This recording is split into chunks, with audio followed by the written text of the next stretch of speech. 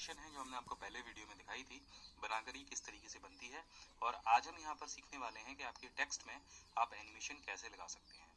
तो यहाँ पर एनिमेशन लगाने के लिए आपको जाना होगा एनिमेशन टैब पर, और जब आप इस पर जाएंगे तो आप देखेंगे कि यहाँ पर कई तरीके के एनिमेशंस दिए हुए हैं, लेकिन ये भी इफेक्टिव नहीं है, ये भी वर्क नहीं कर रहा है। आप इसको किसी को खोल के नहीं देख सकते हैं, और वो इसलिए क्योंकि आपने यहाँ पर किसी भी टेक्स्ट को सिलेक्ट नहीं किया है।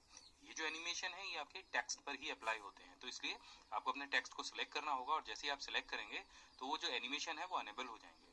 अब ये काम किस तरीके से करते हैं, तो यहाँ पर जो एनिमेशन है वो 3 तरीके से काम करता है। पहला, जैसे स्टेज पर किसी कलाकार की एंट्री होती है तो वो एंट्री किस तरीके की होगी, उसी तरीके से यहाँ पर जो टेक्स्ट की एंट्री है उसके लिए अलग एनिमेशंस दिए गए हैं जिनको एंट्रेंस नाम दिया गया है। ये जो एनिमेशन है ये वर्क करते हैं टेक्स्ट की एंट्री के लिए। अब कलाकार स्टेज पर आके करेगा क्या, तो वो जो सेकंड एनिमेशन है यानी टेक्स्ट आपका स्लाइड पर आके क्या करेगा, उसके लिए एम्फेसिस एनिमेशंस दिए गए हैं। और तीसरे जो एनिमेशन है वो है एक्सिट के लिए, यानी ये जो टेक्स्ट आपकी जो शीट पर आया है, जो आपकी स्लाइड पर आया है, वो किस तरीके से बाहर जाएगा। इन तीनों एनिमेशंस को लगाना बहुत सिंपल है। इसके लिए आपको सिर्फ करना ये है, आपको अपने टेक्स्ट बॉक्स को सिलेक्ट करना है और यहाँ से ऐड एनिमेशन पर जाना है। तो ऐड एनिमेशन में वही एनिमेशंस आपको दिखाई देंगे जो आपको यहाँ पर दिखाई दे रहे थे।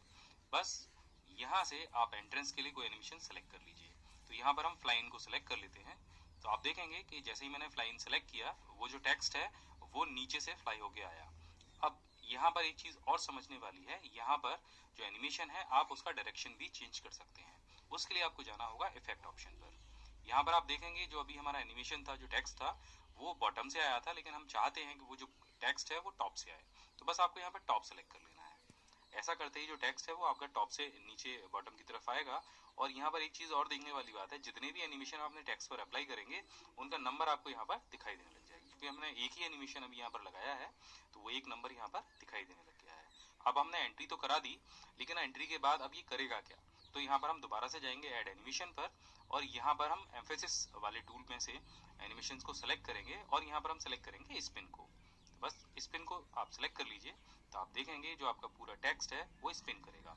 और यहाँ पर आप देखेंगे कि 1 और 2 नंबर यहाँ पर आ चुके हैं, क्योंकि हमने इस टेक्स्ट बॉक्स पर 2 एनिमेशन अप्लाई कर दिए हैं। अब बात आती है ये जो टेक्स्ट है ये एग्जिट कैसे करेगा।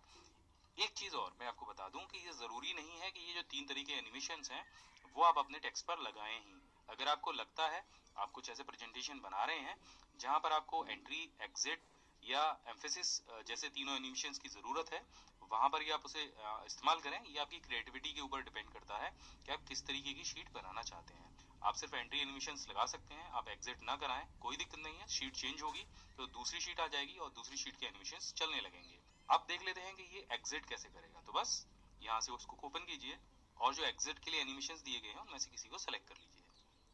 बस अब देखिए आपका जो टेक्स्ट है वो एग्जिट कर गया। अब इसको एक बार प्रीव्यू करके देख लेते हैं ये शीट किस तरीके से काम करती है।